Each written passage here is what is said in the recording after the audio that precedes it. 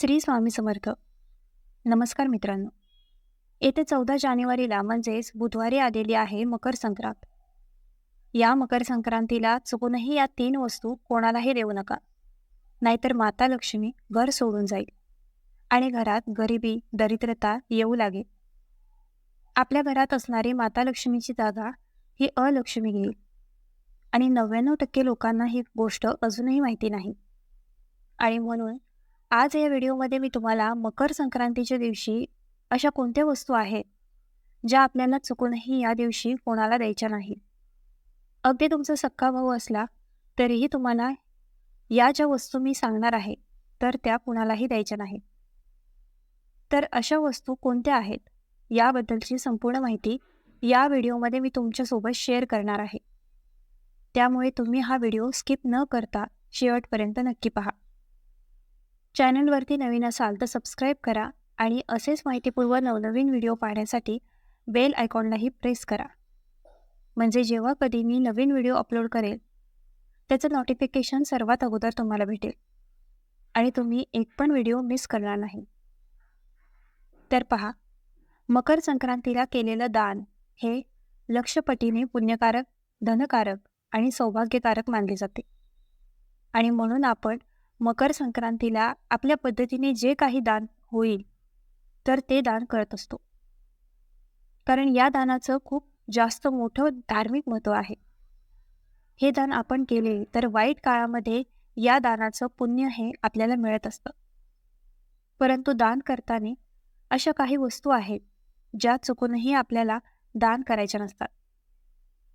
जर आपण आपल्या घरातून या वस्तू कोणाला उसण्या दिल्या किंवा दान या वस्तू केलं तर याचे वाईट परिणाम जे आहेत तर ते आपल्याला स्वतः भोगावे लागत असतात. आपल्या घरामध्ये जे काही लक्ष्मीचं स्थान असतं तर ते अलक्ष्मी घेत असते. घरातील लक्ष्मी ही आपलं घर सोडून निघून जाते आणि आपल्या घरात गरिबी, दरिद्रता, दुःख हे येऊ लागते. आणि म्हणून मकर संक्रांतीला ज्या वस्तू मी तुम्हाला सांगणार आहे तर त्या चुकून सुद्धा तुम्हाला कोणाला दान द्यायच्या नाही किंवा तुमच्याकडे कोणी मागायला आले तरी त्या तुम्हाला अजिबात द्यायच्या नाही. आता पहा, यंदा मकर संक्रांत ही 14 जानेवारी 2026 वार बुधवार या दिवशी आलेली आहे. मकर संक्रांतीचा सण हा एकूण 3 दिवसांचा असतो. भोगी संक्रांत आणि किंक्रांत. तसेच आपण संक्रांतीपासून रथसप्तमीपर्यंत हळदी कुंकू सुद्धा करत असतो. हळदी कुंकू करताना सुद्धा वेगवेगळ्या वस्तू ज्या आहेत तर त्या दान दिल्या जातात. परंतु हळदी कुंकू करताना सुद्धा अशा काही वस्तू आहेत ज्या आपल्याला अजिबात दान द्यायच्या नाहीत. त्याचबरोबर बघा, मकर संक्रांत, भोगी आणि किंक्रांत या 3 दिवशी सुद्धा अशा काही वस्तू मी तुम्हाला सांगणार आहे तर त्या चुकून सुद्धा तुम्हाला कोणाला द्यायच्या नाहीत. यंदा मकर संक्रांतीचा जो काही पुण्यकाळ आहे तर तो बुधवार 14 जानेवारी 2026ला दुपारी ठीक 3:06 सूर्य हा मकर राशीमध्ये प्रवेश करणार आहे. तर संक्रांतीचा पुण्यकाळ हा 3:06 सुरू होणार आहे तर सूर्यास्तपर्यंत असणार आहे. म्हणजेच 6:20 असणार आहे. आणि म्हणून या वेळेमध्ये तुम्ही दानधर्म जो आहे तर तो करू शकता. आणि यानंतर तुम्ही मकर संक्रांतीच्या दुसऱ्या दिवशीचा म्हणजेच किंक्रांत जे आहे तर तो दिवस सोडून तुम्ही रथसप्तमीपर्यंत सुद्धा दानधर्म जे आहे तर ते करू शकता.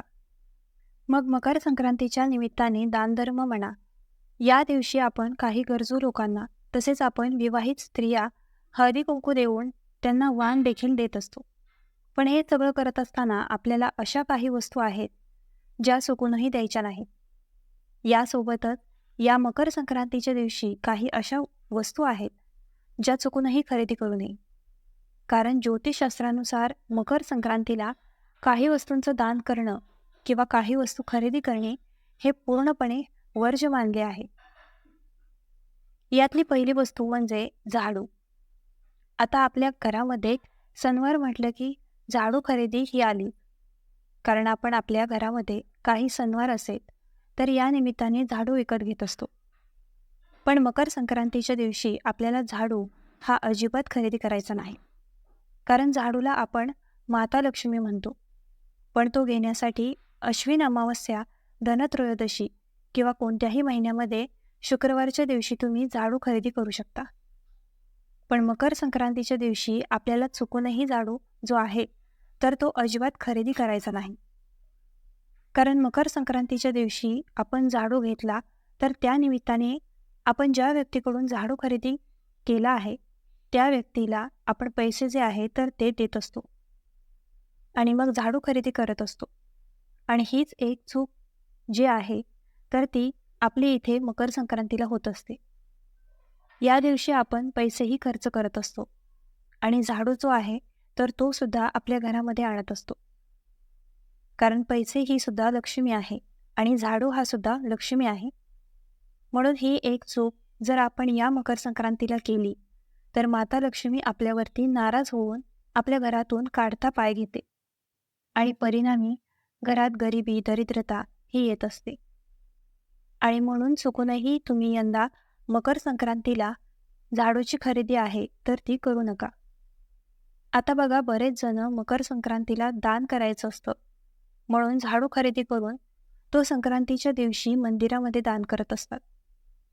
कारण मंदिरामध्ये झाडू दान केल्याचं पुण्य हे खूप अधिक पटीने मिळत असतं आणि म्हणून बरेच जण या दिवशी झाडू खरेदी करून मंदिरामध्ये दान करत असतात. परंतु ही सुद्धा चूक तुम्हाला करायची नाही. या दिवशी तुम्ही चुकूनही झाडू खरेदी करून मंदिरामध्ये दान करू नका. कारण मंदिरामध्ये झाडूचं दान करणं हे एक भाग्याचे लक्षण मानले जाते. पण त्यासाठी काही ठराविक प्रसंग तिथे असतात. पण मकर संक्रांतीचा दिवस तुम्हाला यासाठी अजिबात निवडायचा नाही. कारण मकर संक्रांतीचं दान असेल तर ते कुठेही असो, मंदिरात असो, घरात असो, त्यासाठी आपला झाडू जो आहे तर तो अजिबात घ्यायचा नाही. तसेच या मकर संक्रांती दिवशी आपल्या घरातील झाडू हा कोणाच्याही नजरेला पडणार नाही याची विशेष काळजी तुम्हाला घ्यायची आहे. कोणाच्या नजरेला म्हणजे आपल्या घरातील व्यक्ती सोडून जेव्हा बाहेरची व्यक्ती तुमच्या घरामध्ये येणार असेल, या दिवशी संक्रांतीच्या शुभेच्छा द्यायला अनेक लोक आपल्या घरी येत असतात, तेव्हा त्यांच्या नजरेला आपल्या घरातील झाडू पडणार नाही याची विशेष काळजी घ्या. सूर्य उगवण्यापूर्वीच तुम्हाला घरातील स्वच्छता करून घ्यायची आहे, झाडलोट करून घ्यायची आहे आणि झाडू हा तुम्हाला अशा ठिकाणी ठेवायचा आहे की त्याची नजर कोणावरही पडणार नाही. त्याचबरोबर बघा, मकर संक्रांतीचा दिवस हा शनिदेवाला देखील समर्पित आहे आणि शनीची साडेसाती जावी म्हणून या दिवशी अनेक जण तेलाचं दान करत असतात. पण शनिदेव हे सूर्यपुत्र आहे.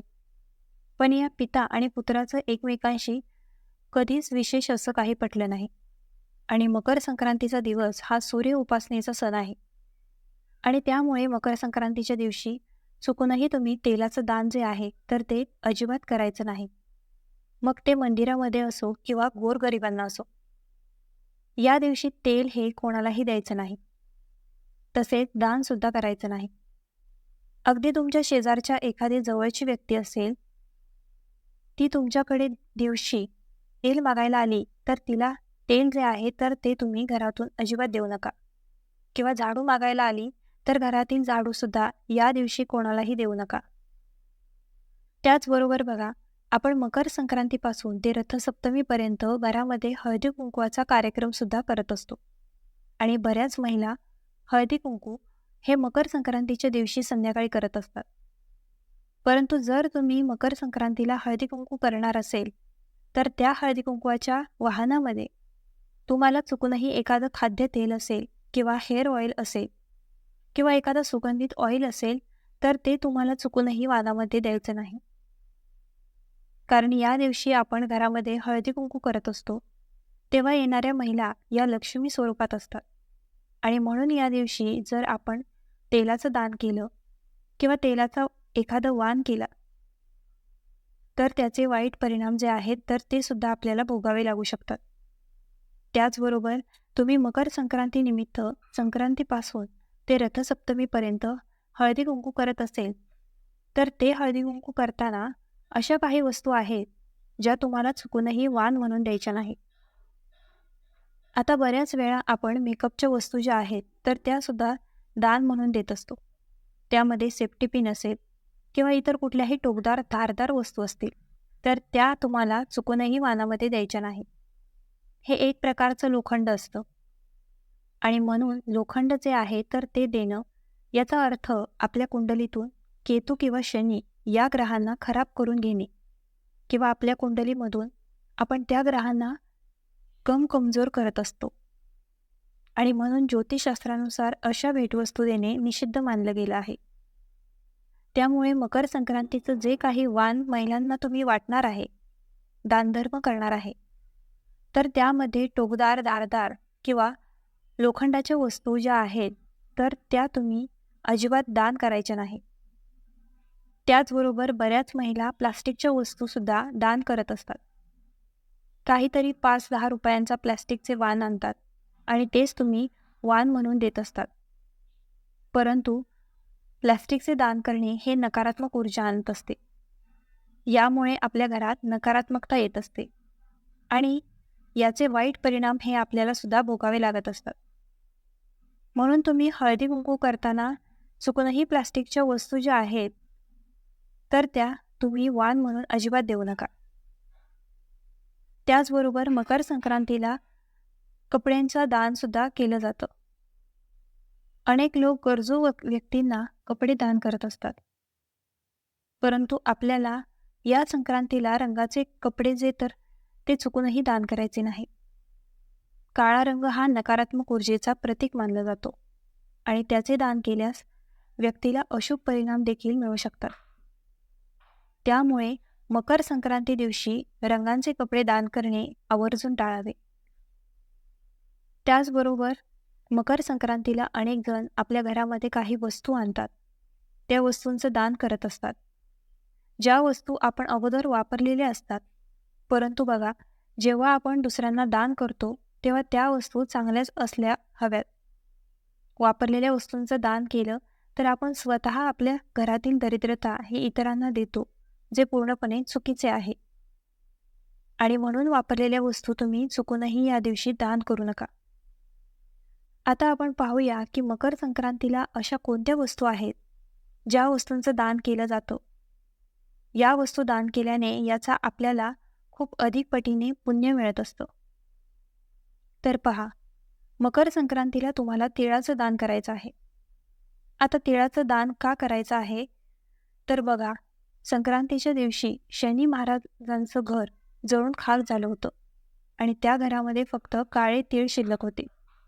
आणि याच दिवशी सूर्यदेव हे शनी महाराजांच्या घरी येणार होते आणि याच दिवशी येऊन ते तिथे वास्तव्य करणार होते.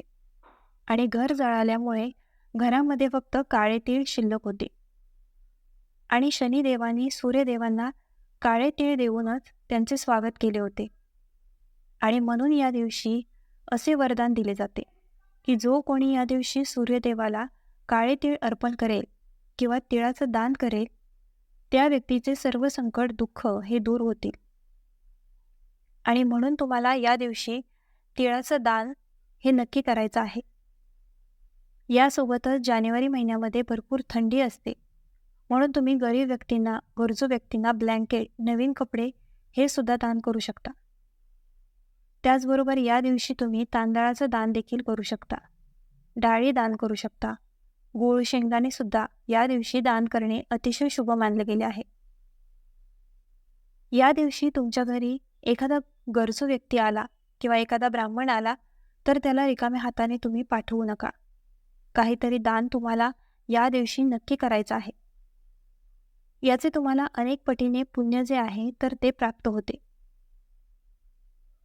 या व्हिडिओमध्ये आपण मकर संक्रांतीच्या निमित्ताने करण्याचा दानधर्म असेल किंवा हळदी कुंकवाच्या निमित्ताने घ्यायचे वाण वस्तू असतील, त्यामध्ये कोणत्या वस्तू घेणं टाळायचं आहे याबद्दलची माहिती या व्हिडिओमध्ये आपण पाहिलेली आहे आणि हीच माहिती मला तुमच्यापर्यंत शेअर करायची होती. व्हिडिओ आवडला असल्यास आपल्या ग्लो मराठी चॅनलला लाईक, शेअर, सबस्क्राईब आणि हाईप करायला विसरू नका.